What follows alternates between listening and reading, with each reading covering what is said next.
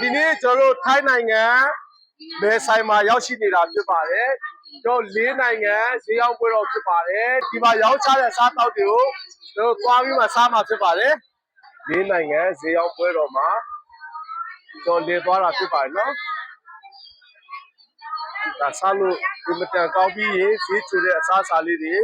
ရောင်းချပေးနေတဲ့ဆိုင်လေးတွေဖြစ်ပါတယ်အခုနိုင်ငံကနေမှဒေသထွက်ပစ္စည်းလေးတွေထုတ်လုပ်တဲ့ကိုပစ္စည်းလေးတွေကို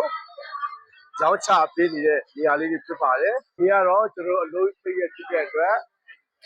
ကျွန်တော်ထိုင်းနိုင်ငံမြေဆိုင်ဘက်ကိုအလည်သွားရင်းနဲ့စားတော့မှာဖြစ်ပါတယ်လက်ရှိကတော့ဗိုက်ပြည့်နေတဲ့အတွက်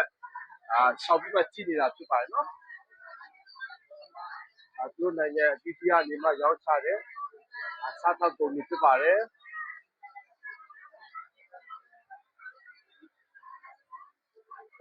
လက်ရှိကတော့ထိုင်းနိုင်ငံမဲဆိုင်မှာဖြစ်ပါတယ်ဗျ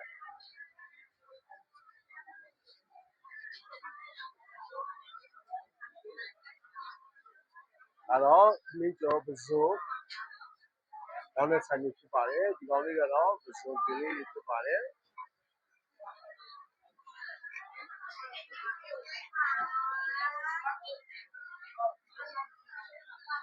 တော့ပန်စီကီကောင်းတဲ့ဆိုင်လေးတွေဖြစ်ပါတယ်